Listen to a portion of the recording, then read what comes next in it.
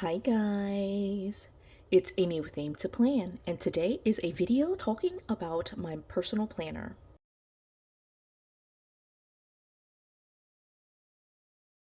So it is spring release time, right around this time, March, April timeframe. The planners for the academic year, so July or August through the next year, start getting released. And so at this point of my planner game, I know myself well enough to know that every single year, right around March, I start getting the urge to change my system. And so I am going to be recording a series of videos talking about each of my planners. Some videos will be longer than others. They'll all probably be fairly long just because I like to chat quite a bit about my planners. But I'm going to be talking to you about quarter one of 2025, what has worked, what hasn't worked, and whether I am going to be changing it, especially moving into quarter three. So as a planner, I do want to have a plan long term for my planners. And so I will, of course, have a plan for quarter two starting in April, but also really looking forward to the release, whether I need to switch to a new planner starting in July. So today I'm going to be starting off with the bread and butter of my planner system, and that's going to be my personal planner. I also brought here my FRANKENPLANNER just because, sometimes I need to reference this. And so just in case I needed it, I do have this to the side. Of course, my March pages are in here, but we're really going to be talking about what's worked for my personal planner. I do consider this personal planner to be my main planner. It is the functional planner that keeps track of everything personal. I do not include anything work related or social media related. I do make notes, like general notes of like work hours, work times, and general notes about social media. But for the most part, work and social media notes are in those perspective planners or those respective planners. I also have several specialty planners, and I treat those specialty planners very similarly to my work and social media planners. In here, I take like more general notes, and then in my specialty planners, I'll take the more detailed notes. So, what I have been using for 2025 has been a current planner. It is a monthly layout from the Happy Planner. So, of course, the monthly layout comes with a monthly spread. You'll notice also I opened straight into it just because I've cleaned out everything. It's only 2025 moving forward in this planner at this point. So, the monthly planner is, like I said, a monthly spread. It is a current planner that I got on clearance at Hobby Lobby. So, I do, of course, use the monthly spread. I'm been doing really well for the first few months at least of doing this, and I really love doing that, just being able to see that. The monthly layout planner also has this dashboard section, which actually let me go into a future month because this is it's kind of been broken apart, right? So for the monthly planner, it does have the monthly spread, like I said. Then it has a dashboard layout. So this is kind of like a dashboard view where you have monthly goals. There's a checklist. Usually there's two notes sections, and then normally there's a section for priorities and another note section, a final note section. On the sidebar, there's also a note section and then 3 habit trackers. So that's the general kind of view of the dashboard view. Depending on the layout or the planner, it might change up, so things might be moved around a little bit. The format and style of it might look a little bit different. But for 2025, I have not used these pages. So you saw that in January that this page was completely empty. And right after these pages on this side, for January at least, I moved this into my FRANKENPLANNER. You'll see this in just a second, I'll show you. But right after the dashboard view are 4 pages, 1, 2, 3, 4 pages of to-do lists or task lists. So it's listed as daily tasks. Again, it changes a little bit in terms of word or phrase here.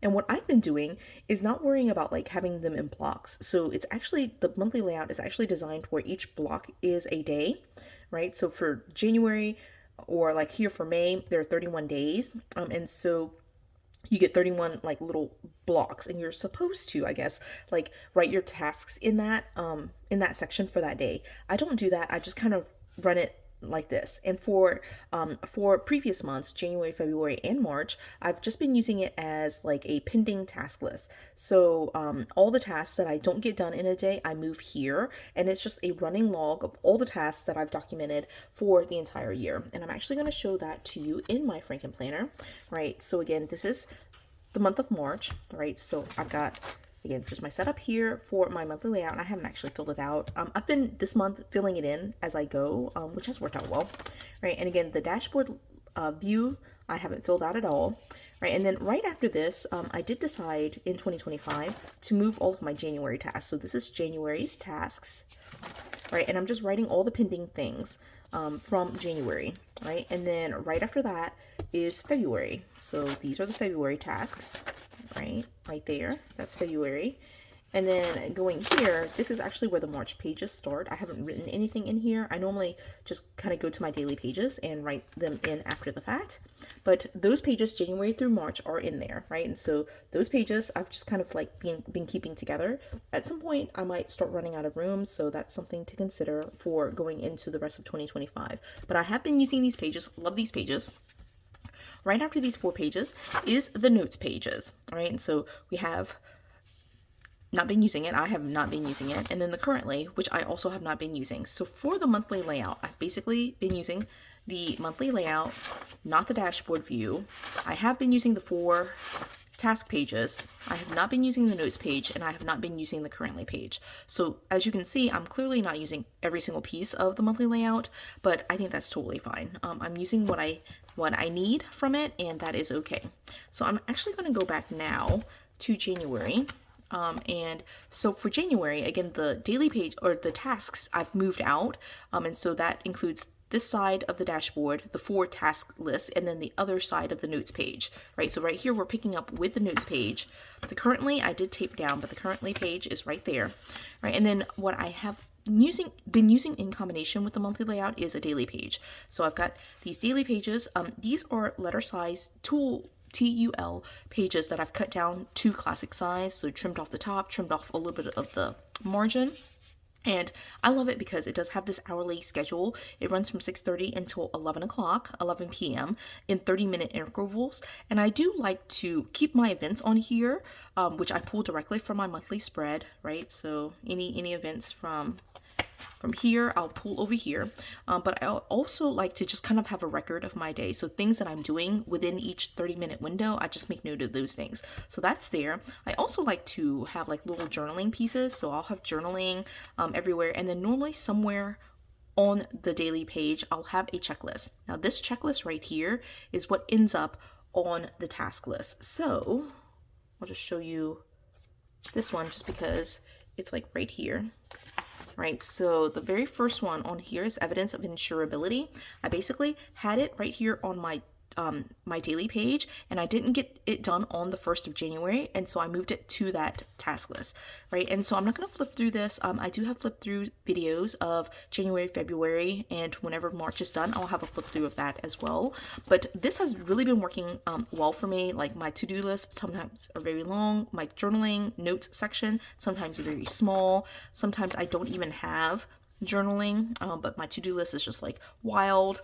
And then I like put things in here. Sometimes it has a lot of white space, but for the most part, I have been loving the daily pages. I really love decorating the daily pages and just writing everything down. It's probably a little bit overwhelming for most people to have that level of detail for their planners, but I just simply love it. And so I have in here, just going into future months, I have like, I really should pull this out. I need to clean this out. But I have my stickers. These are the ones that I use to date my daily pages. I have some washi dots that I use to mark stuff on my monthly calendar. And then I have April, May, June, July, August, September, October, November, and December of 2025. Again, that's a current planner that I picked up on clearance at Hobby Lobby, the monthly layout planner. And then I don't have in here, but I do have, and I'll show you this, just so you're aware, I have a giant stack. All right, I'm gonna turn it this way so you can kind of see it, but this is a giant stack of the TUL pages that I have already cut down to size. I haven't even punched it. You can see here, I haven't punched it to put into a planner, but these are the pages that I use, right? So I have an entire stack. I ended up, like, how did I get this?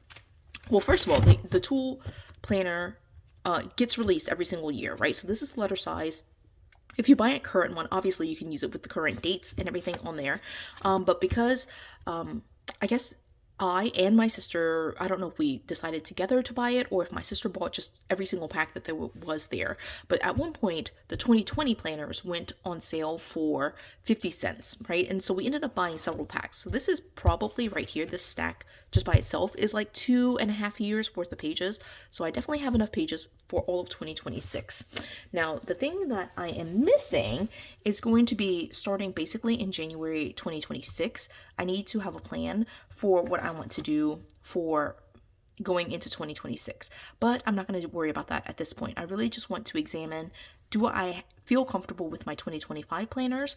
And for this particular planner, my personal catch-all, I have been absolutely loving my monthly layout and daily combo. So I'm not changing it up. This was a very long video just to tell you this is going to be staying exactly the same. I've got all of the supplies that I need to be able to set myself up for all of 2025. And so there are no changes that are going to be made for this planner. And I'm actually really, really excited about this, you guys, because you might, especially if you followed me for a while, you know I tend to, right around March and April, May, I tend to, in Q2, just make a huge change to my personal planner lineup. I won't say that that will never happen in 2025, but so far I've been feeling good about this particular layout. So no changes for my personal planning. And so we're going to continue with the series with discussing all of my other planners and what I have set up for 2025. So be on the lookout for those videos. If you enjoyed this video, please do give it a thumbs up. If you haven't done so already, subscribe to my channel. And until the next video, bye guys.